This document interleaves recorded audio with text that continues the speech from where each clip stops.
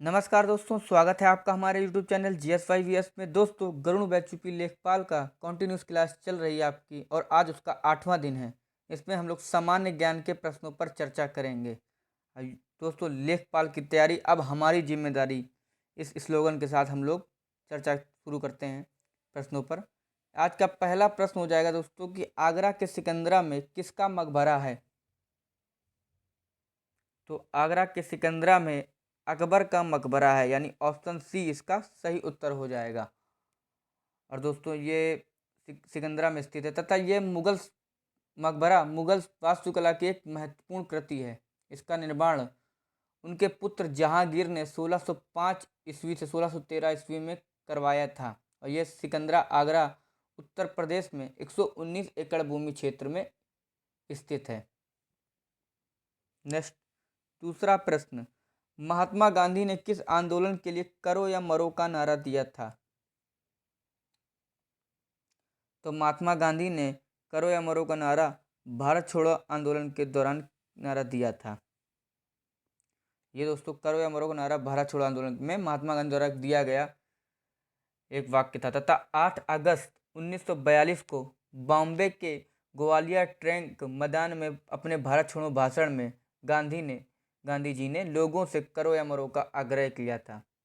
और यह द्वितीय विश्व युद्ध के दौरान महात्मा गांधी जी ने भारत छोड़ो आंदोलन की शुरुआत की, जिसे अखिल भारतीय राष्ट्र कांग्रेस समिति के एक बॉम्बे सत्र में अगस्त आंदोलन के रूप में भी जाना जाता है। और दोस्तों, भारत में ब्रिटिश शासन को समाप्त करने की मांग की गई थी। नेक्स्ट, तीसरा प्रश्न, निम्नलिखित में से कौन सही ढंग से मेल नहीं खाता है। इसमें आपको बताना है कि कौन सही से नहीं, जैसे कि बिस्मिल्लाह खान शहनाई से हो गए, बिरजू महाराज कत्थक से, अमजद अली खान बांसुरी से और जाकिर हुसैन तबला वादक से। तो दोस्तों, इसमें गलत हो जाएगा आपका अमजद अली खान, जो कि बांसुरी से नहीं है। अमजद अली खान जो कि एक भारतीय शास्त्रीय सरोद वादक हैं, यानी ऑप्शन सी इसका गलत है। भारतीय सरोद वादक है, ना कि बांसुरी वादक हैं। और आपका बिस्मिल्लाह खान शहनाई जी से हैं तथा बिरजू महाराज आपके कत्थक से हैं और जाकिर हुसैन आपके तबला वादक से हैं। और अमजद अली खान को दोस्तों पद्म विभूषण से सम्मानित किया गया है भारत सरकार द्वारा। और बिस्मिल्लाह खान आपके शहनाई के प्रतिपादक थे। और बिस्मिल्लाह खान को भारत रत्न से सम्मानित किया जा चुका है। और जाकिर हुसैन जो कि तबला वादक हैं, इनको पद्मश्री और पद्म भूषण से सम्मानित किया जा चुका है। नेक्स्ट, चौथा प्रश्न, WHO ने किसको WHO फाउंडेशन की मुख्य कार्यकारी अधिकारी नियुक्त किया। दोस्तों, WHO का फुल फॉर्म होता है वर्ल्ड हेल्थ ऑर्गेनाइजेशन ने फाउंडेशन का मुख्य कार्यकारी अधिकारी नियुक्त किया है अनिल सोनी को, यानी ऑप्शन बी इसका सही उत्तर हो जाएगा। अनिल सोनी को नियुक्त किया। ये दोस्तों उन्होंने किया 1 जनवरी 2021 को इसके उद्घाटन CEO के रूप में अपनी भूमिका इन्होंने ग्रहण की है, अनिल सोनी ने। नेक्स्ट, पांचवा प्रश्न, होम रूल आंदोलन का आदर्श वाक्य क्या था। तो होम रूल आंदोलन का आदर्श वाक्य था भारत के लिए स्वशासन, यानी ऑप्शन ए इसका सही उत्तर हो जाएगा। और होम रूल आंदोलन का मुख्य उद्देश्य था संवैधानिक तरीकों का उपयोग करके ब्रिटिश साम्राज्य में भारत के लिए स्वशासन की स्थापना करना था। और दोस्तों, इसी कड़ी में एनी बेसेंट और बाल गंगाधर तिलक के नेतृत्व में देश में 1916 में होम रूल आंदोलन शुरू किए गए थे। और बाल गंगाधर तिलक ने आंदोलन के दौरान लोकप्रिय नारा दिया था, होम रूल मेरा जन्मसिद्ध अधिकार है और इसे मैं लेकर रहूंगा। नेक्स्ट, छठा प्रश्न, भारतीय बिस्मार्क के नाम से किसे जाना जाता है। तो भारतीय बिस्मार्क के नाम से जाना जाता है SV पटेल को, यानी ऑप्शन सी इसका सही उत्तर हो जाएगा। अब SV पटेल यानी कि सरदार वल्लभ भाई पटेल को दोस्तों ये भारतीय बिस्मार्क नाम जाना जाता है तथा जर्मनी आयरन चांसलर ओटो वान बिस्मार्क इनके नेतृत्व में एक आधुनिक एकीकृत राष्ट्र बन गया, जिसने 1862 और 1890 के बीच प्रभावी रूप से पहले एशिया और फिर पूरे जर्मनी पर शासन किया। इन्हीं के मतलब बिस्मार्क का भारतीय बिस्मार्क के रूप में सरदार वल्लभ भाई पटेल को जाना जाता था, क्योंकि भारत यानी दोस्तों सरदार भाई वल्लभ पटेल को एक विभाजित भारत यानी रियासतों और ब्रिटिश भारत के खंडित भागों को एक राष्ट्र के रूप में सजोना यानी समेकित करने और भारत के मतलब रोकने के लिए उनके प्रयासों के कारण भारत का विश्व मार्ग कहा जाता है। और इनको दोस्तों लौह पुरुष के भी नाम से जाना जाता है, सरदार वल्लभ भाई पटेल को। नेक्स्ट 7वां प्रश्न, बौद्ध स्थल वैशाली निम्नलिखित में से किस राज्य में स्थित है? तो बौद्ध स्थल वैशाली जो कि बिहार राज्य में स्थित है, यानी ऑप्शन बी इसका सही उत्तर हो जाएगा, बिहार राज्य में स्थित है। और ये दोस्तों दुनिया का चौथा सबसे बड़ा धर्म है आपका बौद्ध धर्म। इसकी शुरुआत गौतम बुद्ध ने की थी और गौतम बुद्ध ने के दिए जीवन के 4 सत्य याद रख लीजिएगा। दुनिया दुख और कष्ट से भरी है, मनुष्य की इच्छा ही उसके दुखों का मुख्य कारण है और इच्छाएं ना हो तो दुख भी नहीं होगा। और नेक्स्ट, इच्छाओं पर अष्टांगिक मार्ग द्वारा विजय प्राप्त की जा सकती है। ये दोस्तों आपको एग्जाम में ज़रूर आएगा आपका, इसमें ना सही तो आपकी किसी न किसी परीक्षा में ज़रूर पूछा जाएगा आपसे। नेक्स्ट 8वां प्रश्न, ऋग्वेद के 10वें मंडल में निम्न में से कौन सा श्लोक विवाह समारोह को दर्शाता है? तो ऋग्वेद के 10वें मंडल में पुरुष सूक्त यानी ऑप्शन ए पुरुष सूक्त जो कि श्लोक विवाह समारोह को दर्शाता है। और ये दोस्तों ऋग्वेद में रचना इसकी दोस्तों 1500 से 1200 ईसा पूर्व के बीच हुई थी। और आपके जानते होंगे वेद आपके चार वेद होते हैं, ऋग्वेद, सामवेद, यजुर्वेद और अथर्ववेद। ऋग्वेद को जिसे मानवता का प्रथम विद्वान भी कहा जाता है दोस्तों। इसमें 10,600 छंदों और 1028 श्लोकों का संग्रह है आपका ऋग्वेद में। नेक्स्ट 9वां प्रश्न, 1760 में वांडीवास की प्रसिद्ध लड़ाई अंग्रेजों ने किसके खिलाफ लड़ी थी? तो 1760 में वांडीवास की प्रसिद्ध लड़ाई अंग्रेजों ने फ्रेंच के खिलाफ लड़ी थी, यानी ऑप्शन ए इसका सही उत्तर हो जाएगा। ये आपकी भारत में ब्रिटिश और फ्रेंच के बीच लड़ी गई थी वांडीवास। और वांडीवास की लड़ाई फ्रांसीसी और ब्रिटिश औपनिवेशिक साम्राज्य के बीच लड़े गए तीसरे कर्नाटक युद्ध का हिस्सा भी था, याद रख लीजिएगा, इम्पॉर्टेंट है। और ब्रिटिश सेना का नेतृत्व सर आयरे कोटे ने किया था और फ्रांसीसी सेना की कमान काम्टे डी लेली ने संभाली थी। और यह दोस्तों 1763 में पेरिस संधि पर हस्ताक्षर के साथ यह युद्ध समाप्त हो गया था। नेक्स्ट 10वां प्रश्न, भारतीय संघ की संरचना निम्नलिखित में से किस राष्ट्र पर आधारित है? तो भारतीय संघ की रचना कनाडा राष्ट्र पर आधारित है, यानी ऑप्शन डी इसका सही उत्तर हो जाएगा। अब इसका संघीय प्रणाली की बात हुई भारतीय संघ की, तो भारत की संघीय प्रणाली केंद्र और राज्यों के बीच शक्तियों का वितरण करती है और केंद्र को अवशिष्ट शक्ति प्रदान करती है। अब मजबूत केंद्र के साथ संघ की यह योजना कनाडा से ली गई है। अब दोस्तों अन्य भी जैसे आपके अन्य राष्ट्रों से भी लिए गए हैं, उनको याद रख लीजिएगा, जैसे अमेरिका, जापान, ब्रिटेन और कनाडा से अन्य देश आपके हो जाएंगे। जैसे अमेरिका से आपके लिखित संविधान लिया गया है और उच्च सदन के पदेन अध्यक्ष के रूप में उपराष्ट्रपति का प्रावधान लिया गया है, तथा अमेरिका से आपके मौलिक अधिकार, उच्चतम न्यायालय, राज्यों का प्रावधान, न्यायपालिका और न्यायिक समीक्षा की स्वतंत्रता ये आपका और प्रस्तावना भी अमेरिका से लिया गया है। तथा जापान से आपका खाली विधि द्वारा स्थापित प्रक्रिया ली गई है, मेन है आपकी ये इम्पोर्टेंट। और ब्रिटेन से आपका कानून के नियम, कैबिनेट प्रणाली, विशेषाधिकार आज्ञा, संसदीय सरकार, द्विसदनात्मक संसद, कैग कार्यालय और एकल नागरिकता तथा कानून बनाने की प्रक्रिया ये आपकी सब ब्रिटेन से ली गई है। नेक्स्ट 11वां प्रश्न, कौन सी जल संधि यूरोप को अफ्रीका से विभाजित करती है? तो यूरोप जल संधि जो कि जिब्राल्टर जल संधि जो कि यूरोप को अफ्रीका से विभाजित करती है। अब बात करेंगे जिब्राल्टर की जल संधि जो कि अटलांटिक महासागर को भूमध्य सागर से जोड़ती है और यूरोपीय महाद्वीप पर, स्पेन को अफ्रीकी महाद्वीप पर, मोरक्को से अलग करती है। यानी ऑप्शन सी इसका सही उत्तर हो जाएगा। नेक्स्ट 12वां प्रश्न, 1857 के विद्रोह में बेगम हजरत महल ने निम्नलिखित में से किस स्थान से विद्रोह का नेतृत्व किया? तो बेगम हजरत महल ने दोस्तों लखनऊ स्थान से विद्रोह का नेतृत्व किया, यानी ऑप्शन सी इसका सही उत्तर हो जाएगा।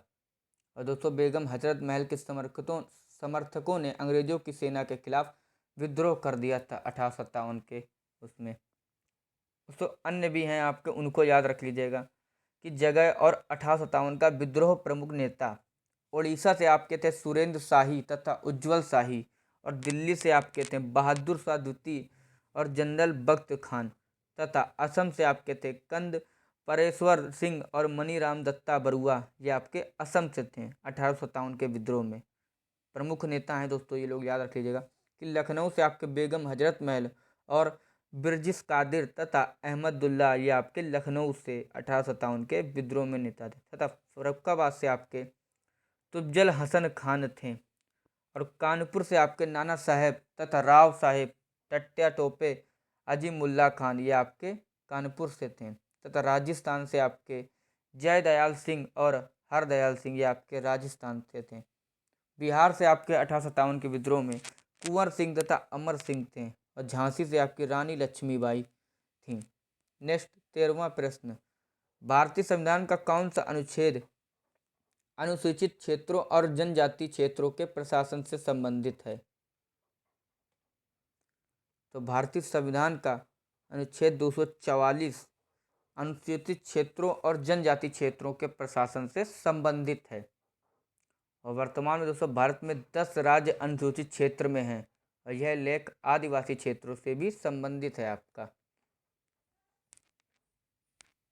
नेक्स्ट 14वां प्रश्न, 2-डीऑक्सी डी ग्लूकोज एक कोविड-19 रोधी दवा निम्नलिखित में से किसके द्वारा विकसित की गई? तो ये आपको बताना है कि कोविड-19 रोगी दवा निम्नलिखित में से किसके द्वारा विकसित की गई है। तो यह दोस्तों इनमास यानी कि INMAS DRDO, ऑप्शन बी का सही उत्तर हो जाएगा।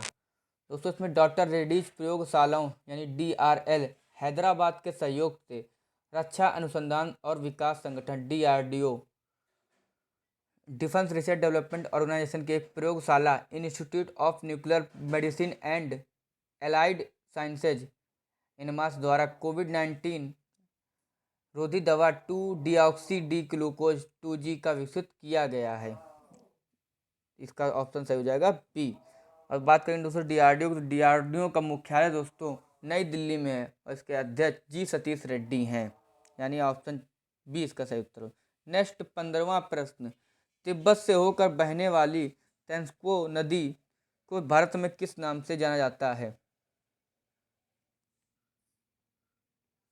तो दोस्तों तिब्बत से होकर बहने वाली तेंस्को नदी को भारत में ब्रह्मपुत्र नदी के नाम से जाना जाता है, और इसे तिब्बत क्षेत्र में यारलुंग तेंस्को के नाम से जाना जाता है, यानी ऑप्शन डी इसका सही उत्तर हो जाएगा। ये दोस्तों हिमालय में चेमायुंगडुंग ग्लेशियर से निकलती है और बंगाल की खाड़ी में जाती है। इसकी दोस्तों लंबाई लगभग 2900 किलोमीटर है, और यह तिब्बत से बहने के बाद ये अरुणाचल प्रदेश से होकर भारत में प्रवेश करती है, और बंगाल की खाड़ी में जाने से पहले असम और बांग्लादेश से होकर बहती है। अब बात करेंगे गंगा नदी की, तो ये दोस्तों उत्तराखंड के गंगोत्री ग्लेशियर से निकलती है, तथा अलकनंदा नदी भागीरथ से देवप्रयाग में मिलती है, और वहाँ से नदी को गंगा के नाम से जाना जाता है। तथा आपकी सतलज नदी, ये आपकी सतलज नदी ये हो जाएगी सिंधु नदी की 5 सहायक नदियों में से सबसे लंबी नदी है। इसे कभी कभी लाल नदी के रूप में जाना जाता है। तथा व्यास नदी आपकी हो जाएगी, ये भारत के मध्य हिमाचल प्रदेश में हिमालय से निकलती है, और पंजाब में हरिकेक में सतलुज नदी से मिलती है। नेक्स्ट 16वां प्रश्न, UNDP द्वारा जारी मानव विकास रिपोर्ट 2020 में भारत की रैंक क्या थी?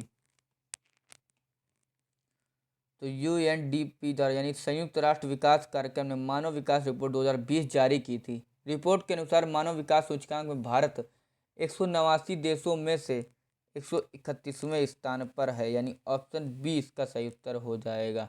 यह दोस्तों सूचकांक जन्म के समय, जीवन प्रत्याशा और महिलाओं की राजनीतिक भागीदारी और मातृ मृत्यु दर जैसे संकेतकों के आधार पर तैयार किया जाता है। और दोस्तों टॉप 3 में है नॉर्वे पहले स्थान पर, दूसरे स्थान पर है आयरलैंड और तीसरे स्थान पर स्विट्जरलैंड है। यानी आपके पहले 3 क्रम के नॉर्वे, आयरलैंड और स्विट्जरलैंड। तथा दोस्तों चीन इसमें 50वें स्थान पर है और पाकिस्तान इसमें 154वें स्थान पर था। नेक्स्ट 17वां प्रश्न, निम्नलिखित में से कौन सी जायद की फसल है? तो दोस्तों जायद की फसल हो जाएगी आपकी ऑप्शन सी खीरा, जो कि जायद की फसल है। नेक्स्ट 18वां प्रश्न, 2011 की जनगणना के अनुसार निम्नलिखित में से किस राज्य में सबसे अधिक संख्या में बसे हुए गांव हैं? तो 2011 की जनगणना के अनुसार दोस्तों उत्तर प्रदेश राज्य में सबसे अधिक जनसंख्या में बसे हुए गांव हैं। इसमें दोस्तों लगभग 1 लाख बसे हुए गांव हैं और इस तरह का ये सबसे अधिक संख्या में बसे हुए गांवों वाला राज्य है। नेक्स्ट 19वां प्रश्न, 2000 रुपये के नोट पर मौजूदा रूपांकन है। आपको बताना है कि 200 रुपये के नोट पर मौजूद रूपांकन है। तो 200 के पे हो जाएगा दोस्तों आपका सांची का स्तूप, यानी ऑप्शन सी इसका सही उत्तर हो जाएगा, सांची का स्तूप। अब दोस्तों हम लोगों ने क्या कहते हैं कि सभी का एक क्रम बना दिया है कि आप एक बार उसको देख करके आप पता कर सकते हैं कि किसका कौन सा है। दोस्तों मूल्य वर्ग तथा रूपांकन, आपका 10 रुपये में आपका कोणार्क का सूर्य मंदिर है तथा 20 रुपये में आपका एलोरा की गुफाओं को चित्रित है और 50 रुपये में आपका रथ के साथ हम्पी बना हुआ है और 100 रुपये में आपका रानी की वाव बना है और 200 रुपये में आपका सांची का स्तूप है और 500 रुपये में आपका भारतीय ध्वज के साथ लाल किला है और 2000 रुपये के नोट में आपका मंगलयान बना है। नेक्स्ट 20वां प्रश्न, निम्नलिखित में से किसे बॉक्सिंग फेडरेशन ऑफ इंडिया के अध्यक्ष के रूप में फिर से चुना गया है? तो बॉक्सिंग फेडरेशन ऑफ इंडिया के अध्यक्ष के रूप में फिर से चुना गया है तो अजय सिंह को, यानी ऑप्शन ए इसका सही उत्तर हो जाएगा। अजय सिंह को चुना गया है। इन्होंने दोस्तों इनको 37 वोट मिले, जबकि 3 फरवरी 2021 को हुए BFI चुनाव में सेलार को 27 वोट मिले थे। इसमें दोस्तों इन्होंने चुनाव में महाराष्ट्र के पूर्व खेल मंत्री आशीष सेलार को हराया है। नेक्स्ट 21वां प्रश्न, पाणिनि कौन थे? तो पाणिनि जो कि एक विद्वान और जिन्होंने संस्कृत भाषा के लिए व्याकरण तैयार किया, यानी ऑप्शन डी इसका सही उत्तर हो जाएगा। ऑप्शन डी इसका सही उत्तर हो जाएगा। नेक्स्ट 22वां प्रश्न, कवक हमेशा क्या होती है? तो कवक हमेशा हेड्रोफाइट्स होती है, यानी ऑप्शन ए इसका सही उत्तर हो जाएगा, हेड्रोफाइट्स होती है। अब बात करेंगे कवक हेट्रोट्राइफ जीव की, तो ये दोस्तों हो जाएगा आपका कवक हेट्रोट्रॉफिक जीवों का एक अनूठा साम्राज्य है आपका। इसमें कवक आकृति विज्ञान और आवास में एक महान विविधता दिखाई गई है इसमें आपका, और कवक का अध्ययन याद रख लीजिएगा माइकोलॉजी में होता है। नेक्स्ट 23वां प्रश्न, हमारे शरीर में लिगामेंट्स किससे जुड़ते हैं? तो हमारे शरीर में लिगामेंट जो कि हड्डी से हड्डी में जुड़ते हैं, यानी ऑप्शन सी इसका सही उत्तर हो जाएगा, हड्डी से हड्डी में जुड़ते हैं।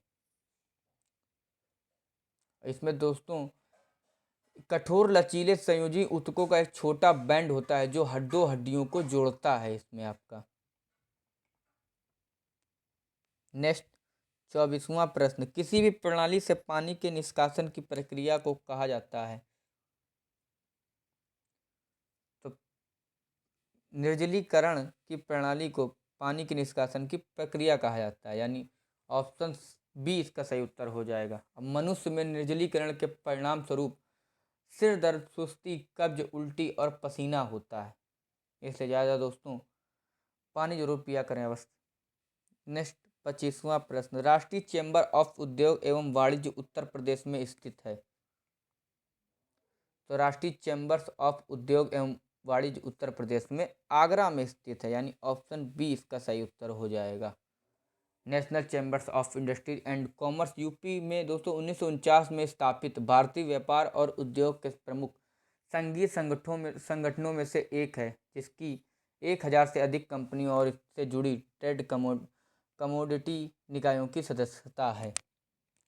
अब बात करें दोस्तों उत्तर प्रदेश की, तो उत्तर प्रदेश के मुख्यमंत्री हैं योगी आदित्यनाथ, राज्यपाल हैं आनंदीबेन पटेल, राजधानी है लखनऊ, तथा उत्तर प्रदेश में लोकसभा की सबसे अधिक 80 सीटें हैं और राज्यसभा की 31 सीटें हैं सबसे अधिक। दोस्तों आई होप आपको वीडियो अच्छी लगी हो, अगर अच्छी लगे इसको लाइक करें, कमेंट करें एंड चैनल को सब्सक्राइब करें। धन्यवाद।